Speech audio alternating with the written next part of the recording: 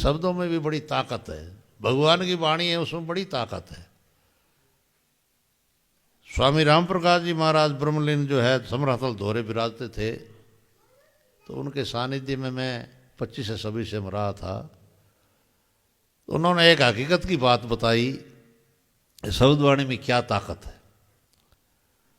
उन्होंने कहा कि एक व्यक्ति था सेनानी, तो उसका नियम था कि हमेशा यज्ञ करना, शब्दवाणी का पाठ करना, और अगर घी आदि की जोत की व्यवस्था न है तो सूर्य के सामने बैठ करके, क्योंकि सभी अग्नि का मालिक सूरज है, सूर्य के सामने बैठ करके हाथ जोड़ करके शब्दवाणी पढ़ना।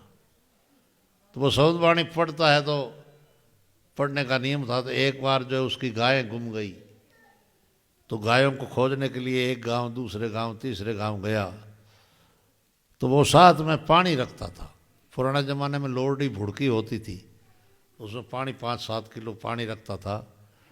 तो शाम को एक जगह जो गया, एक गांव के किनारे बाई दी वे, वो शमशान भूमि थी, सुनसान थी, उसको ठीक लगी, उसने वहाँ विश्राम कर लिया, संध्या बंदन किया। संध्या बंदन करने के बाद वो सुबह उठा तो थोड़े पानी से स्नान की रुकन बजाई और स्नान करके वाणी का पाठ किया, पाठ करके आगे चल पड़ा।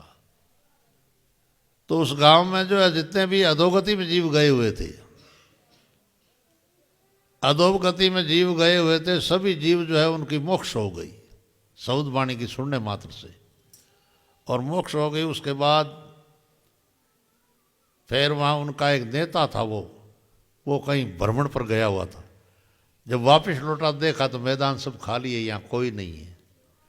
तो बोले क्या करें, अकेला तो रहना मुश्किल हो गया, तो अपना साथी बनाए। साथी बनाने की कला तो उसमें थी।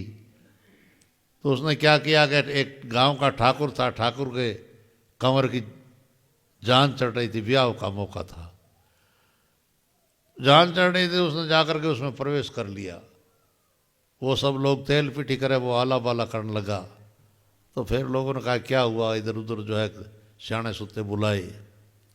तो बुलाने के बाद उन्होंने कहा कि भाई, वो बोला मुख से कि भाई रात एक व्यक्ति विशेष आया था, मेरे सभी संगी साथियों को कहीं भेज दिया, या तो मेरे को मेरे संगी साथियों से मिलाओ, यार नहीं तो वह संगी साथी तो मैं बढ़ाने की मेरे को कला है, मैं बढ़ाऊंगा।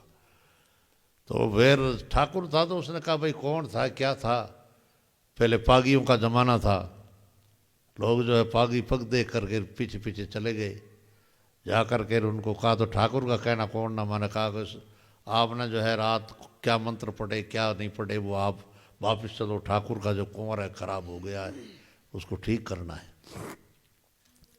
तो वो आ गया। आने के बाद जो है उन्होंने कहा भाई रात आपने क्या मंत्र पढ़े। बोले हमने हमारा नित्य नेम किया, कोई विशेष मंत्र नहीं पढ़े, गुरु महाराज की वाणी का पाठ किया, संध्या बंदन किया, और कोई विशेष बात नहीं करी। तो बोले वो जो संध्या बंदन, वो मंत्र जो अभी करना पड़ेगा। तो क्या हमारे यहाँ विधान है द्विकाल संध्या करो, तो वो काम तो उस मौके पर ही होगा, वैसे हो नहीं पाएगा। तो उन्होंने कहा कि भाई तो मौका तो अभी वो शाम का तो कब तक आए। तो फिर जो है पंडित बुलाए, भाई आप कौन से धर्म में होगा, हम हिंदू धर्म में हैं। तो हिंदू धर्म में संध्या कितनी होती है।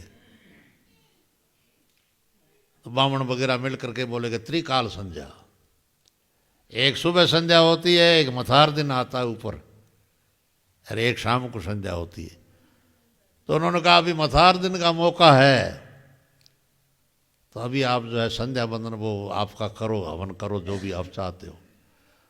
तो फिर वो नहाया, नहा धो करके गाय का छाना का धूपिया मंगाया, गाय को घी मंगायो, घी मंगा जो है बड़ा हवन शुरू कियो। हवन शुरू करते 2-4 शब्द पटेर का वो ठीक बैठ गया। उन्होंने कहा मेरा काम हो गया, अभी जो है आप जैसे मर्जी आओ वैसे करो। तो उन्होंने राम प्रकाश जी महाराज ने हकीकत की बात बताई गई है, ऐसी शब्दवाणी में ताकत है। अगर आपको समझ में आता है, नहीं आता है, अगर आप वो सुनते हैं तो उसमें बड़ी ताकत है, दम है। तो इसलिए अभी कई बार जो है तात यार घात्या फिर है ना, तो माने कोई मैं समझ थोड़ी आओ में के है, लेकिन क्या है कि उन मंत्र में ताकत है। जैसी उसकी क्षमता है वैसी ताकत है। तो भगवान की वाणी में बड़ी ताकत है, तो इसलिए हमें भी जो है हमारे घरों में नित्य प्रति हवन करना चाहिए।